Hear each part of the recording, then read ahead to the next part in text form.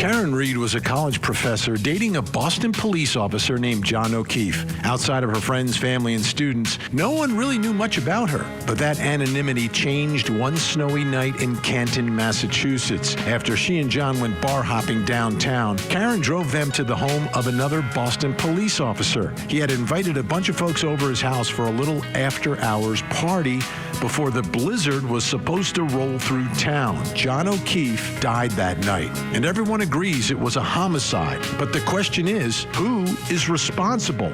And the answer depends upon who you ask. The prosecutor says John never made it inside the home because Karen purposely backed over him and left him lying in the cold on the front yard to die. Karen says John went inside the party and she went back to John's house. She also believes it was someone inside the house who killed John and put him in the yard to frame her. After more than 9 weeks, more than 70 witnesses, and 5 days of deliberations, the jury could not reach a unanimous verdict. But some members of that jury reached out to the attorneys afterwards to say they actually did reach a verdict on 2 of the counts, including murder. And now Karen Reed will be back in court fighting to get those 2 charges dismissed. Tonight, we are live from the courthouse preparing for this huge hearing in the Karen Reed murder trial. I'm Vinny Politan. Thank you so much for joining us tonight. Karen Reed, back in the news. But let's take it a step backwards. Let's talk about justice. There has been no justice for John O'Keefe. He's the victim in all of this. Everyone agrees he's the victim. And there's no justice because there's been no answer and no one has been held accountable for his death, which should not have happened. No one has been held accountable. Let's remember that all through this, that the victim in this case, both sides, everyone agrees John O'Keefe is the victim. No one has been held accountable or responsible. There's been no answer. So there's been no justice for John O'Keefe. Now, the folks you see at the courthouse dressed in blue, for them the answer is simple as to what justice is. Justice is a conviction of Karen Reed. They believe that Karen Reed did this. They don't believe there was any conspiracy or cover-up, etc. They believe Karen Reed is the one who struck and killed John O'Keefe. And until he's convicted, there will be no justice for John O'Keefe. But you know there's 2 sides to this story. For the folks who wear pink at the courthouse, the Free Karen Reed movement, justice is an acquittal. It's not conviction for a lesser charge. Justice is an acquittal because they believe she is a wrongfully prosecuted person, that she did nothing wrong, that she, in some sense, is a victim of all of this, the cover-up, the planted evidence, etc. And that's what they believe. So for them, the only thing that can equal justice here is that an innocent woman is set free. So, we're going to be in court tomorrow. What's it all about? Well, it's about Karen Reed. She wants the judge to dismiss the murder charge. We know we had a deadlocked jury, but the jury has spoken afterwards, and they've spoken to the attorneys on both sides. And from what they're saying, the defense believes that is a basis to get the murder charge tossed. So, big day tomorrow. Let's bring in Court TV crime and justice correspondent Matt Johnson. Join us live. You know where he is, Dedham, Massachusetts, outside the courthouse. Okay, what can we expect in tomorrow's big hearing, Matt? Vinny, nice to see you. It is going to be a big, big day. I know that we say that with this case quite a bit, but there is big developments that have taken place since that mistrial was declared just about a month ago. Take a listen. To continue to deliberate would be futile and only serve to force us to compromise these deeply held beliefs. I'm not going to do that to you folks. Your service is complete. I'm declaring a mistrial in this case. I'll be in to see you privately in a few minutes. So thank you so much for your service. That was a jury of 6 men and 6 women. They have reported, allegedly told defense attorneys that they were ushered out right away after the judge declared a mistrial. It happened all very quickly, and they actually agreed on a couple charges. So tomorrow, Karen Reed back in court tomorrow here in Dedham, Massachusetts with her growing defense team. And on that team, they're going to be arguing in front of the judge that at least 2 of the charges against her should be dropped because, according to allegations from jurors that have contacted the defense team, they did reach a unanimous decision on at least 2 of those charges, including first-degree murder and leaving the scene of an accident with injury or death. After 5 jurors came forward contacting both the defense and Commonwealth, there has been a lot of motions filed. Of course, the defense team says that these charges should be dropped. They're going to be citing Massachusetts Constitution law, whereas you have the Commonwealth that says that we cannot contact these jurors because that is against our ethic rules, but they're not buying it, and they're going to push back, Vinny. This is you look at the issue and like, well, justice says, like, listen, if that was their decision, we should make it right. And that's what the defense will be arguing. There's a lot of case law out there. Some of it seems to be on point that would say, no, you can't have a verdict after a jury has been declared deadlocked and a mistrial's been determined by the judge. But we'll see. We'll see. You just don't know what's going to happen inside of a courtroom. Okay. Any other developments since this dramatic mistrial about a month ago? Yeah, a lot of developments with the people that were on the stand and testifying and investigating this case against Karen Reed. So we have at least 3 state troopers that are under investigation themselves. That includes Trooper Michael Proctor, who was relieved of his duty. He is suspended at this point in time. Then you had 2 other state police officers who testified at the trial. They're under internal review right now. Sergeant Yuri Buchanan and also Lieutenant Brian Tully. This is a big, big development because if we do see another retrial of this case come January where it's slated to, this defense team is already planning to ask them on the stand if they've ever been in trouble for any wrongdoing or under investigation, and then to have it connected to this case. That'll be quite a bombshell for the next jury. Oh, absolutely. That is, you can't underestimate the impact that could have on a juror in determining whether or not they should trust and believe that testimony, and it absolutely plays into the defense case. Yeah, it's a big, big issue. Big day tomorrow. Matt Johnson, I know you've got a long one tomorrow. We will see you tomorrow night. Joining me now in our quest to continue to bring you balanced coverage of this story and this case and this trial, we've got Karen Reed supporter and creator of the Justice for Officer John O'Keefe and Karen Reed Facebook page, Nick Rocco, and the YouTuber behind Yellow Cottage Tales, Kevin Lenahan. Great to see you both back. You got the fire behind you, Kevin. Is it cold in Massachusetts? What's going on? This rioting in Dedham, and this is what we're looking at. No, I'm kidding. I'm on vacation on Cape Cod. Okay, I get it. It's a little cool on the Cape. I got you. All right, so let's start here. I'll start with you, Nick. What do you expect from the Free Karen Reed supporters, the folks who dress up in pink and are at the courthouse? What do you expect from them tomorrow? I think the same thing that, the whole trial you saw, peaceful, cheering, supporting Karen Reed. Even if other people decide to show up, like you said in the beginning of this show, we're all there for the same reason, and that is justice for John O'Keefe. It just happens to be that the people in pink know Karen didn't do it, and the people in blue believe Karen did do it.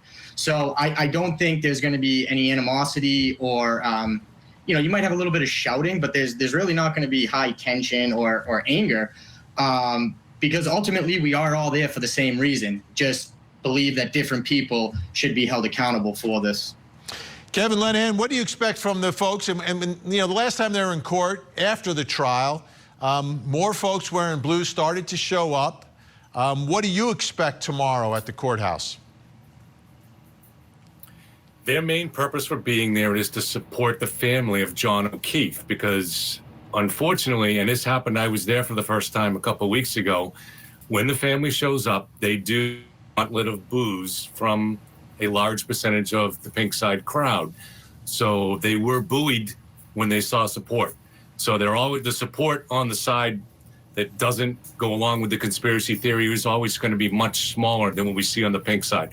But they're there strictly to support the O'Keefe family. That's it.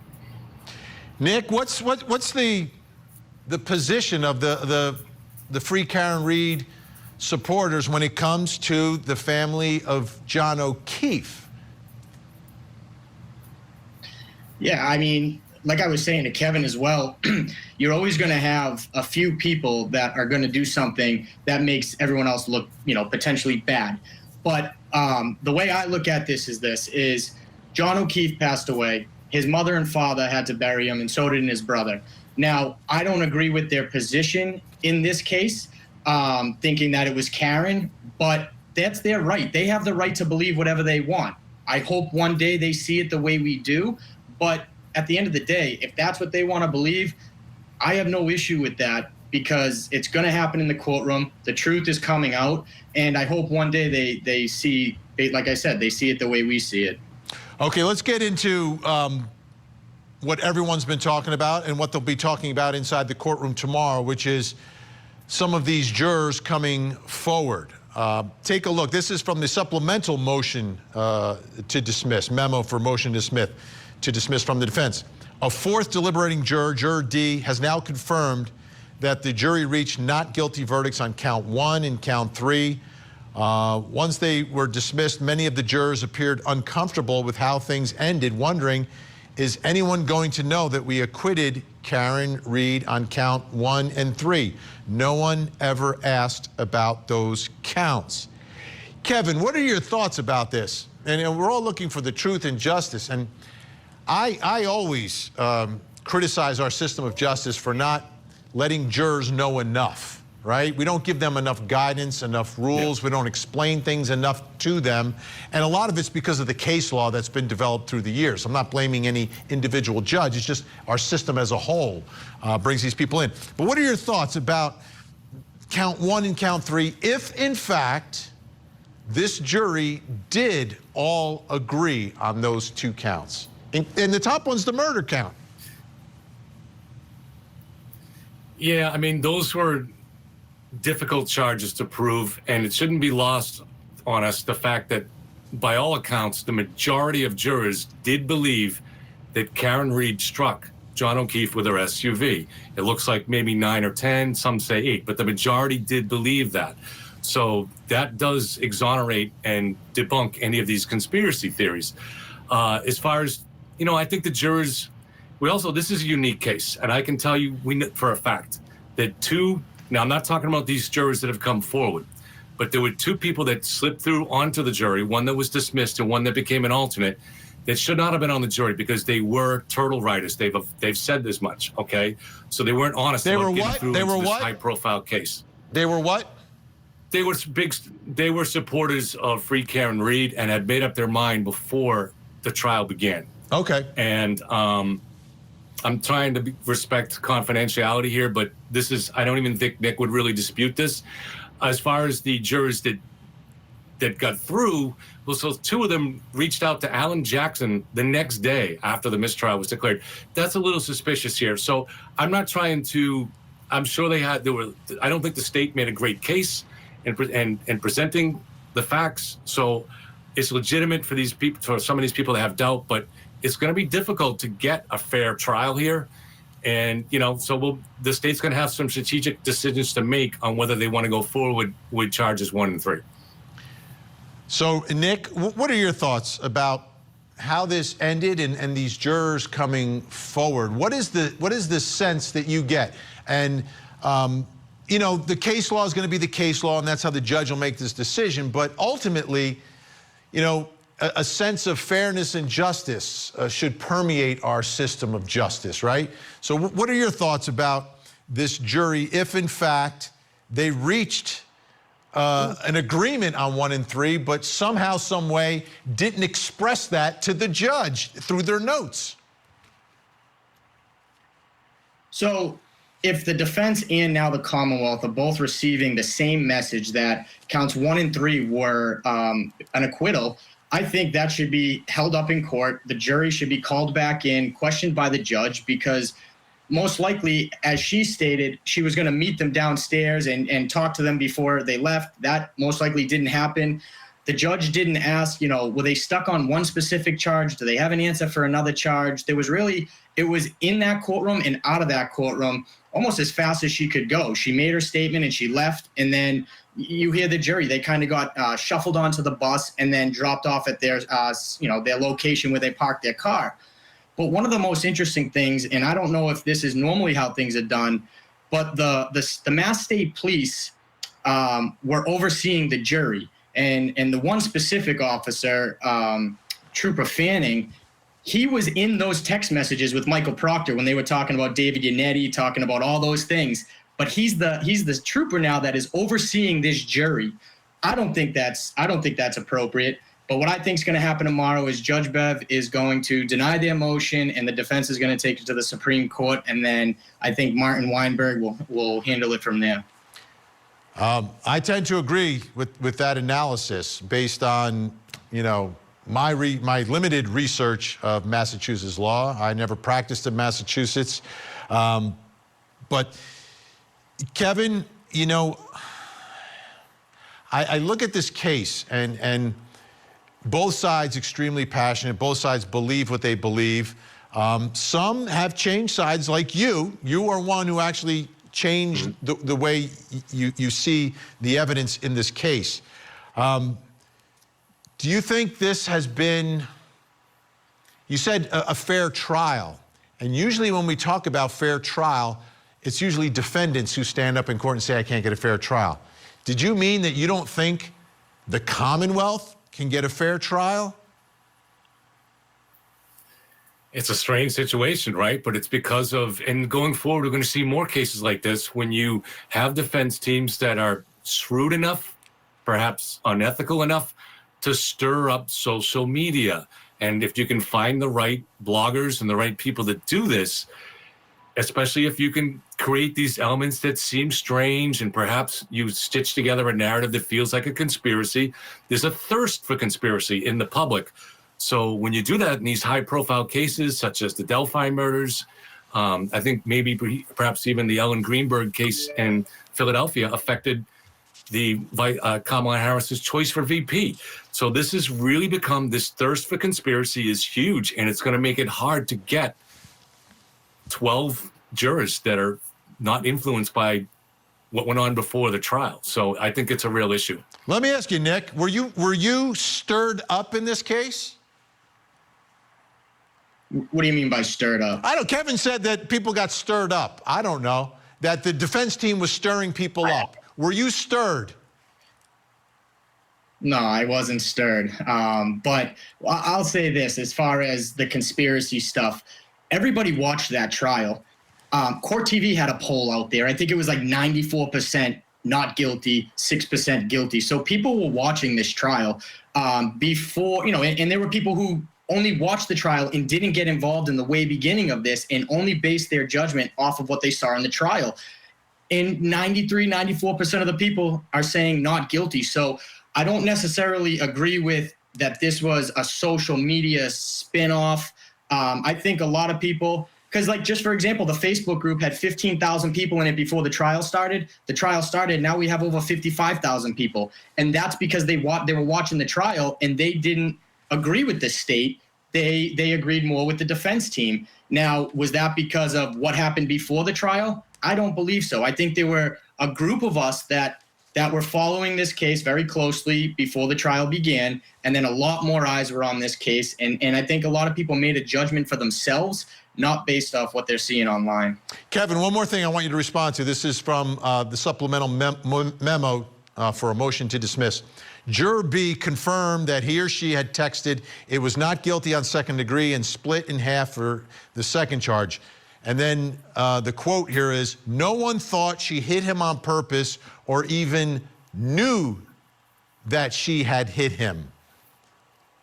What do you think of that? I tend to agree with it. I don't believe that well, I certainly don't believe there's much evidence or any evidence that she hit him on purpose. I don't know how we could know that. And I don't think there's much evidence that she knew she hit him. You have to, it's certainly not beyond a reasonable doubt, because you have to reach a little bit and say, all right, did she, with all her alarm systems were working and with a significant impact that caused quite a bit of damage, did she know she hit something? Did she stop to investigate to see what she hit? So, but the part of second degree, there is the third prong. That's, you might call it reckless endangerment. So the fact that she put the car into reverse for 62 feet at 25 miles an hour, and she should have known there could have been somebody back there that might be fatally injured. But will a jury want to throw someone away for life or close to that? Is that the level of intent they're looking for? And just the one other aspect of intent is that by 5 o'clock, she's telling Kerry Roberts on the phone, John's dead. I think maybe he was hit by a plow. There's no innocent explanation for that. So by that time, she was starting to put it together, and she did not call 911.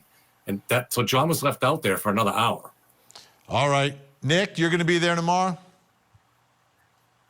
I'm going to try to make it. We'll see how the work day goes. I know Kevin's not going because he's on vacation, so enjoy your vacation. Or you're I'll be there tomorrow. Oh, you're actually going? Okay, all right. Yeah. Great. Hopefully we'll speak with both of you tomorrow. Thanks so much, Nick Rocco, Kevin Lenahan.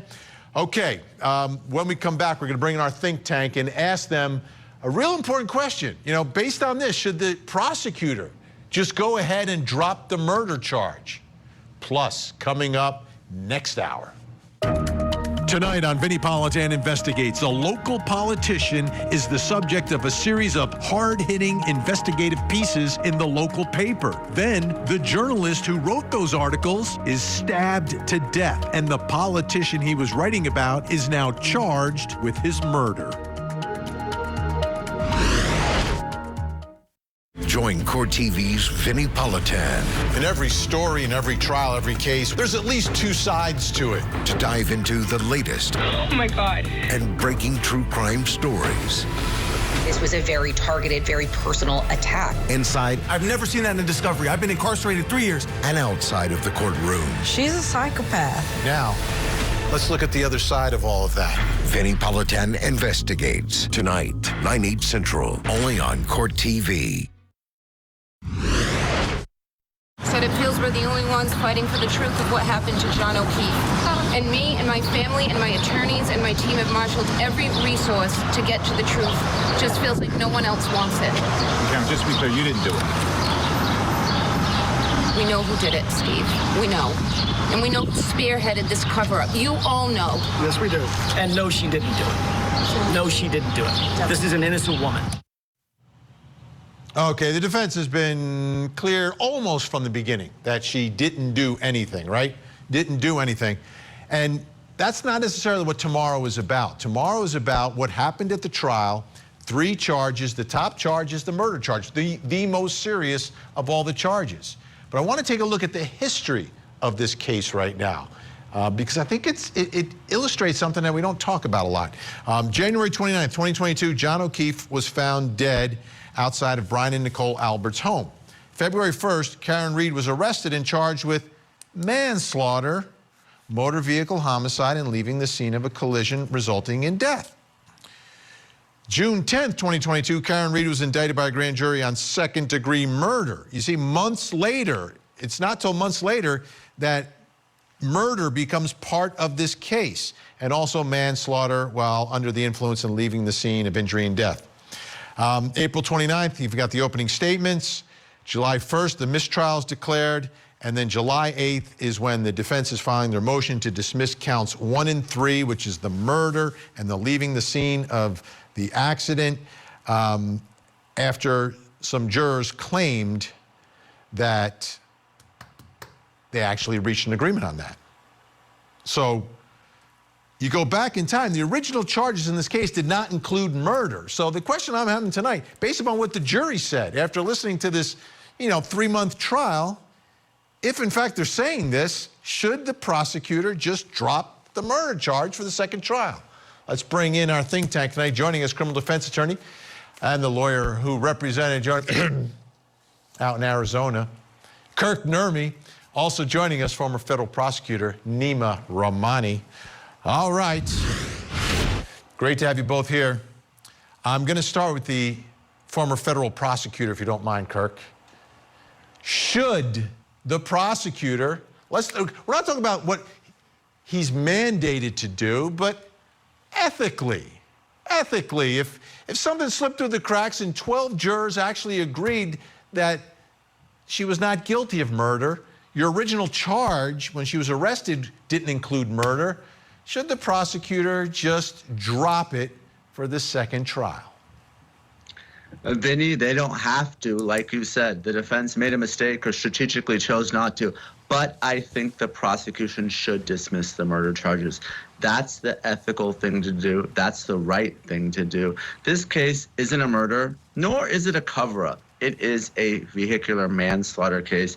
Karen Reed should be retried on those charges only. And what people aren't talking about is the jury was 9-3 in favor of conviction on that count, if you believe some of the affidavits that have been filed. But, look, if you're the prosecution, it's not about winning. It's about pursuing justice. And based on everything that's happened so far, this was an accident under the influence of alcohol. There's not enough evidence to prove that it was an intentional murder beyond a reasonable doubt.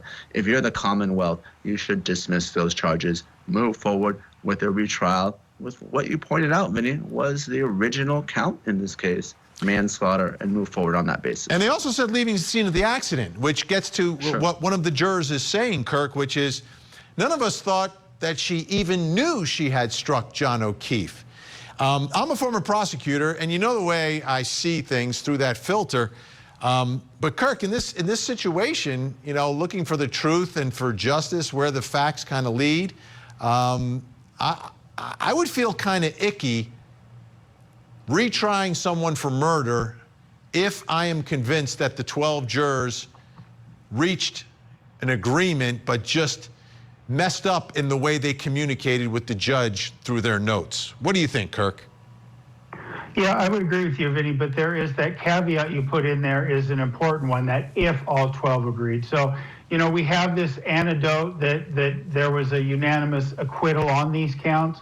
We don't know it for sure. We haven't heard from all 12 jurors, right? So to me, and akin with this motion, I think the court is going to have to, and any appellate court would want this, on the record testimony, or at least affidavits from all 12 jurors saying that that was in fact the case, because that's when we talk about implicating the Sixth Amendment. If a few jurors are saying this and it's not supported by all jurors, then we don't have that de facto acquittal that would bring in Sixth Amendment consideration and bring in that ickiness factor that you're talking about, Vinny. So ultimately, I think when we have this motion argued, the defense is going to have to put forward all 12 jurors to say that this was the case, and then force the hand of the prosecutor to either dismiss the case or take it up on appeal, arguing that it's barred for retrial because she was de facto acquitted. Nima, we had some post-verdict drama in the Alec Murdaugh case, right? We had that, we saw it. And in South Carolina, they had no problem grabbing those jurors, bringing them back in, and having a hearing with them. I just get the sense, though, up in Massachusetts, that there is just a very hands-off approach to doing anything with these jurors. Like, the law is very clear there that none of the attorneys can approach them. They can only respond if they've been contacted by the jurors. No one talks to them. Some jurisdictions, the lawyers go in and talk to the jurors afterwards. But Massachusetts is so hands-off, I feel like those 12 will never know for sure, because I have a feeling the judge is not going to bring them in. I think the judge can rely upon the case law in Massachusetts and just say a mistrial is a mistrial and just leave this in the laps of the prosecution, who then, I guess, can say, well, we don't know for sure, and proceed. Well, Vinny, you're right, and Kurt is right too. It has to be all 12 jurors, and Massachusetts law is clear. This motion will be denied. But there's one other factor, Vinny, is some of these jurors want to remain anonymous. They communicated with the prosecution, and when the prosecution said, hey, we can't guarantee your anonymity, they decided not to continue those communications. So that is their absolute right. They don't want to come back. Apparently, some of them, this is my speculation because we only have 4 or 5 out of 12, and those 4 or 5 haven't decided to take that next step. So we're going to get nowhere near the 12 unanimous jurors that are going to publicly testify at an open hearing to get the defense what they want in this case. So the motion will be denied tomorrow, Vinny, because I think some of these jurors, because of all the attention on this case, want to move on with their lives. Yeah, but and here's the problem with all of that I see is that the jury they had this amazing notes that they wrote, but they left out the part, like the headline, hey, we all agreed on counts 1 and 3. What do we do, Judge? They didn't do that. Like, this is the first jury that in the history of me here on Court TV for all these years that a jury didn't do that. There's been partial verdicts before. Great news, breaking news. Criminal defense attorney Eklund Mercy is with us now. Eklund, do you think the right thing to do, the ethical thing to do for the prosecution, if those 12 jurors actually agreed but didn't communicate that agreement at the time to the judge, that they agreed not guilty on counts 1 and 3, that the prosecutor on his own should just dismiss and drop those charges? I think they should. I think prosecutors often listen to the citizens when they're victims or victims' families. This is no different. These are the voices of the people. When you are a prosecutor, you represent the state and the citizens of that state. The juries, we could not have the system that we have without juries, without these people who dedicate their time. So I think that it just goes hand in hand for the prosecution to take heed to what they've actually agreed to. All right, folks, great news. We now have a full tank. Full tank. We're ready to go. When we come back, we're going to talk about the next trial. It's scheduled for January 2025. It's going to be cold for all those showing up to support either side. But who will have the advantage in part 2? Karen Reed was framed. So the only response that I was personally given was just, I hit him, oh my God, I hit him. I did notice something out of the ordinary, like a black blob in the ground by the flagpole. That morning, I don't remember specifically what I Googled, but I do know what you've put out to the social media. How about this? Haas longed to die in cold. That sound familiar? Was the whole point of that trip, Miss McCabe, to search for John? It was, because she knew where he was. And yesterday, during the entirety of your questioning by Mr. Lyle, not once did you mention that this video is actually completely inverted. I did not know. Mr. Lyle didn't ask you if it was inverted, correct? That's correct. And if I hadn't gotten up here and begun questioning you, that would be left uncorrected. Yep, so these came from me. From all accounts, he didn't do anything wrong. She's a whack job. Objection. So don't spell it. You have to. So these are your words, Trooper Proctor? Yes, Your Honor. Go ahead and say them. You weren't so much as objectively investigating her as objectifying her in those moments, correct? Again, Mr. Jackson, it was a poor choice of words and a joke. Did the warrant say anything about looking for news of my client? Objection. Did it No, say anything about that? No, Your Honor. Okay, next question. So that would be an abuse of the power that was given to you by the court, correct? Objection. Sustained.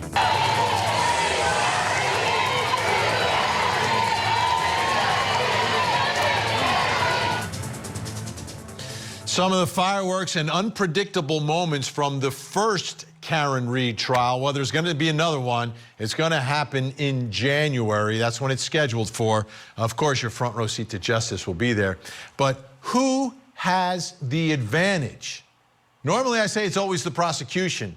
But there have been some developments regarding some important witnesses in this case that could impact that. Plus, each side got to see each other's hands. So who's going to have the advantage in the second trial? Let's bring back in our think tank. Still with us, Kirk Nurmi in the top square, Nima Rahmani, and Eklund Mercy. All right, Kirk, who has the advantage in part two? You know, I'm like you, Vinny. Normally I say that goes to the prosecution, but in this case, I think it goes to the defense. Because think about it, we have Proctor, Tully, Bukelnik, all under discipline now. That wasn't the case beforehand. Obviously, you know, I don't know if Mr. Lawley can present a worse case than he did before, but I think the defense has certainly seen that case. And here's the other thing that I think is the most powerful bit. When the defense started this case, they didn't have the testimony of the scientists that were hired by the FBI in order to do their own independent investigation. Now they have that testimony. They'll be able to bring those witnesses back, and they'll be able to alert the jury to that right away. So they will be able to come in and maybe not try a conspiracy theory or anything else, just saying there's zero evidence that Karen Read did this. And the only reason we're here is because confirmation bias and the unprofessionalism of these police officers, and we're going to have scientists on the stand that will tell you he wasn't even hit by a car, and just roll with that and steamroll over the Commonwealth's weak evidence. Nima, what do you think? Who has the advantage in round two? And do you think the defense remains committed to the all-in conspiracy? I have to respectfully disagree with Kurt. I think the Commonwealth has the advantage like they normally do, and this is why. Proctor was one of the worst law enforcement witnesses I have ever seen. Probably the worst since Mark Furman in the OJ case. They are going to have to do a much better job with him. Kind of like the prosecution in the Michael Cohen case did. Show how offensive he is. Show how unprofessional his investigation was. But they're not going to overcharge the case this time. They're going to prosecute it like it is. A drunk woman who hit someone, didn't even know she hit someone, and took off. And DUIs are by far the most common crime in this country. It's going to take the sting out of the defense's argument, really a ridiculous argument. This was all a setup. And I think that they're going to do a much better job narrowing this case, tailoring the evidence, putting on a better presentation. And let's not forget, through all this count 1 and 3, I keep coming back to the point. The jury, 9-3, was going to convict on manslaughter. Those first 12 jurors, despite this terrible case that the Commonwealth put on. So Nima saying, Eklund, stronger case for the prosecution, but not a murder case. Get rid of the murder, come back with a focused case. What do you say? Who has the advantage going into the second trial? There shouldn't be a second trial. I have a problem with all of it. I think that just all of the testimony provides prosecution with probable cause that there is corruption. We have seen a police department that investigated this case that has a culture of privilege and incompetence that has been, you can see it. The fact that there was evidence, there's a body and there's evidence and they're in paper bags. And like they have dropped the ball and kicked it repeatedly. I think that at this point, I hate when prosecutors are on like a dog with a bone, in which like, let's get this guy. Obviously, there's questions, big questions, even to the point that the jury had issues that we should be investigating and finding out who actually killed this man instead of trying to put it on somebody. We've had testimony that there is corruption. At that point, they should have been looking inward instead of trying to get Karen Read. There is no statute of limitations for murder. So let's make sure that the person that we prosecute actually did it, instead of just making sure that we catch the person that we got the first time. That is not what justice is supposed to be, and that is not what justice is supposed to look like. So, Kirk, do you think it's possible, I was just thinking about this based on what everyone is saying tonight, Is it possible that we go into a second trial, prosecutors aren't charging murder, and the defense is not alleging a vast conspiracy, but is really focused in on Trooper Proctor and a sloppy, what's the word I'm looking for? Sloppy, prejudiced. Pseudo-investigation. Right, prejudiced investigation where they only looked one place, which is a very classic defense argument, but seems to be a big part of this. Do you think it's possible that both sides draw down a little bit? I think so. I mean, if the speculation about, you know, dropping the murder charge and the leaving the scene charge is true, then I think both sides will be forced to pare it down a little bit. And you will hear out of the defense confirmation bias. We have the science behind it. We don't know how she died, but Karen Reed's SUV wasn't the cause of his death. And really echo in on that. And you still have these investigators, pseudo-investigators, that did this investigation that really have no credibility against these scientists who had a ton of credibility. Great job, as always, Kirk Nurmi, Nima Romani, Eklund Mercy. Great to have you aboard. We'll talk again.